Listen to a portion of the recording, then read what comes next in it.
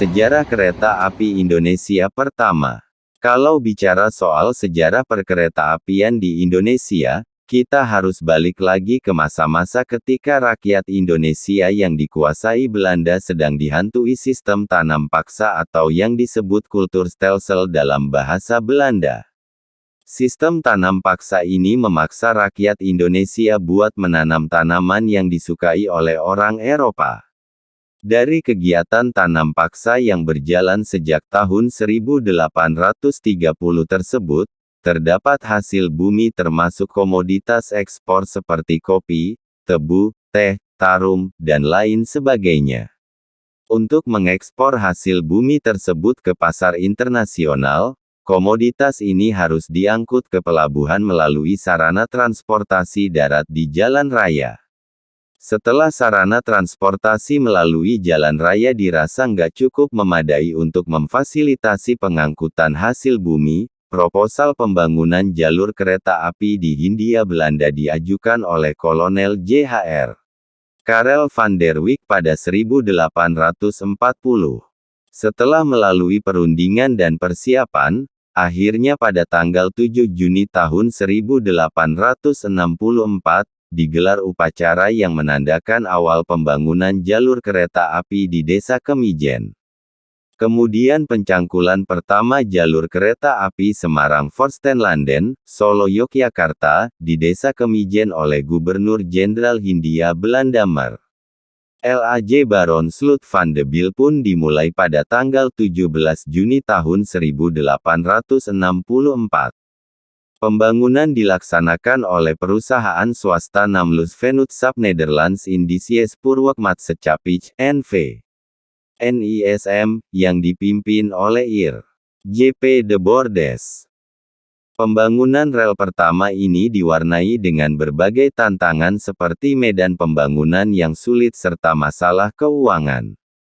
Pada hari Sabtu, tanggal 10 Agustus tahun 1867, ruas jalur ini berhasil dibuka untuk angkutan umum setelah melalui berbagai masalah.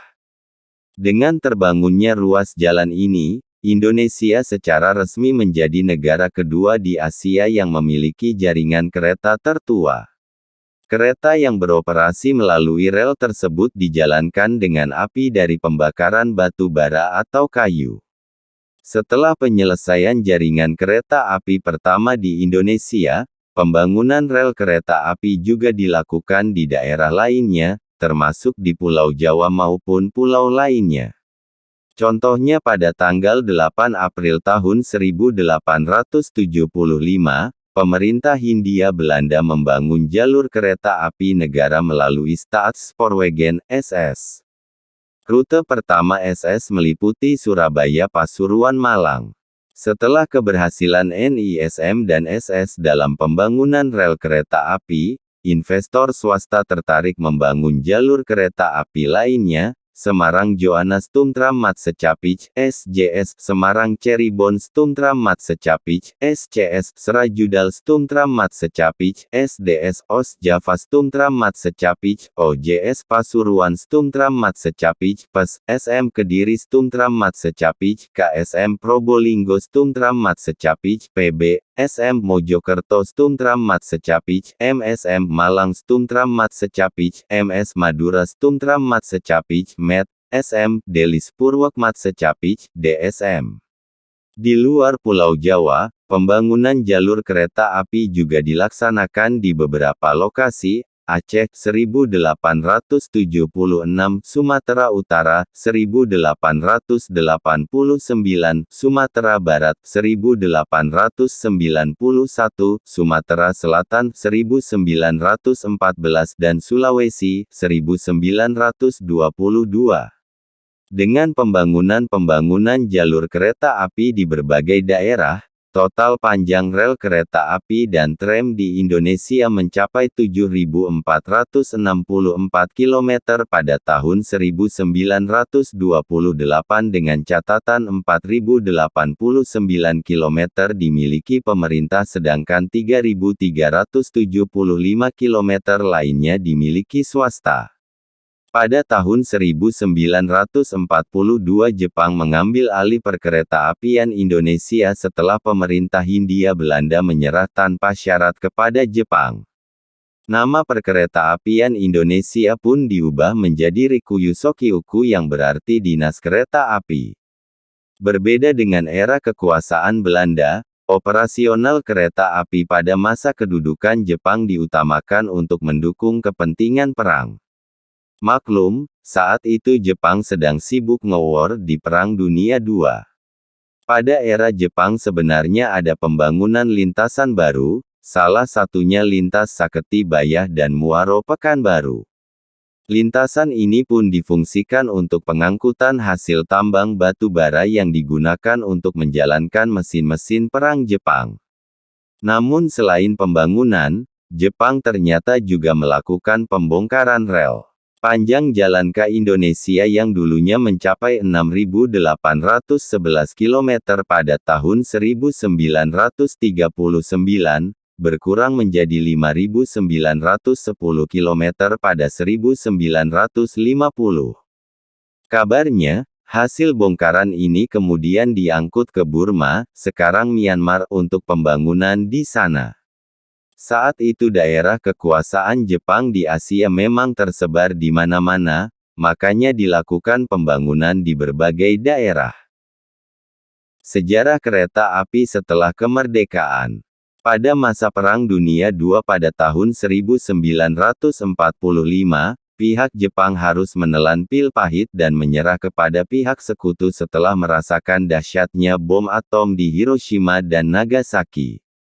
Indonesia pun langsung memanfaatkan kekosongan kekuasaan ini, dan memproklamasikan kemerdekaan pada tanggal 17 Agustus tahun 1945 sebelum pihak sekutu manapun datang ke Indonesia. Para pekerja kereta api yang saat itu merupakan anggota Serikat Buruh Kereta Api (SBKA) segera mengambil alih kereta api dari kekuasaan Jepang. Puncak dari proses ambil alih Nederlands Indische Spoorwegmaatschappij, kantor pusat kereta api Bandung, yang terjadi pada tanggal 28 September tahun 1945. Kini tanggal 28 September diperingati sebagai Hari Kereta Api Nasional di Indonesia. Keberhasilan SBKA dalam mengambil alih kantor pusat kereta api Bandung kemudian menandai berdirinya Jawatan Kereta Api Indonesia Republik Indonesia, DKARI. Dengan persetujuan Abikusno Cokrosuyoso, Menteri Perhubungan saat itu, para SBKA kemudian meminta persetujuan untuk mendirikan institusi kereta api milik rakyat Indonesia. Kemudian pada tahun 1946, Belanda lagi-lagi kembali ke Indonesia. Mereka membentuk perkereta-apian di Indonesia dengan nama Staatspoorwegen, Verenigde Spoorwegbedrijf, SSVS, yang merupakan gabungan SS dan seluruh perusahaan kereta api swasta kecuali DSM. Saat itu Indonesia memang belum mendapatkan pengakuan kedaulatan dari Belanda, hingga akhirnya Indonesia berhasil melepaskan diri secara resmi 1949. Aset-aset Indonesia, termasuk kereta api, diambil alih melalui konferensi yang akan kita bahas selanjutnya. Konferensi Meja Bundar yang dilaksanakan pada di Den Haag, Belanda, dari tanggal 23 Agustus hingga tanggal 2 November tahun 1949. Nah, hasil dari konferensi tersebut membuahkan perjanjian damai Konferensi Meja Bundar KMB, di mana kedaulatan Indonesia dipindahkan kepada Republik Indonesia Serikat pada tanggal 27 Desember tahun 1949. Dengan pemindahan kedaulatan tersebut, maka dilaksanakan pengambil alihan aset-aset milik pemerintah Hindia Belanda. Dalam perkara perkereta-apian, pengalihan aset dilakukan dengan menggabungkan DKARI dan SSVS menjadi Jawatan Kereta Api, DKA pada tahun 1950. Sebelum pada akhirnya terbentuk PT Kereta Api Indonesia, DKA mengalami perubahan beberapa kali-kali. Pada tahun 1953, DKA berganti menjadi Perusahaan Negara Kereta Api (PNKA). Pada tahun tersebut lambang wahana daya pertiwi yang bermakna, transformasi perkeretaapian Indonesia sebagai sarana transportasi andalan guna mewujudkan kesejahteraan bangsa tanah air, mulai diperkenalkan. Selanjutnya struktur PNKA diubah pemerintah menjadi Perusahaan Jawatan Kereta Api (PJKA) pada tahun 1971. Kemudian PJKA berubah bentuk menjadi Perusahaan Umum Kereta Api Perumka tahun 1991 untuk meningkatkan pelayanan jasa angkutan. Lalu baru pada akhirnya, Perumka berubah menjadi Perseroan Terbatas, PT Kereta Api Indonesia Persero pada tahun 1998. Begitulah kira-kira sejarah kereta api Indonesia sejak masa tanam paksa hingga berkembang menjadi PT KAI yang kita kenal sekarang. PT Kereta Api Indonesia atau PT KAI. PT KAI merupakan badan usaha milik negara (BUMN) yang mengelola perkeretaapian di Indonesia. Kereta api di Indonesia memiliki peran penting bagi kehidupan dan perekonomian Indonesia loh.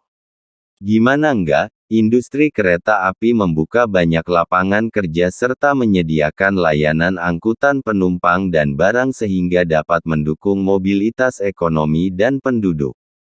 Angkutan massal yang berbasis rel ini memiliki karakteristik yang dibutuhkan oleh banyak orang, efisien, murah, dan aman. Oleh karena itu, kereta api memang memiliki peran yang penting dalam pertumbuhan ekonomi Indonesia. Sekian cerita tentang kereta api Indonesia, terima kasih dan semoga terhibur.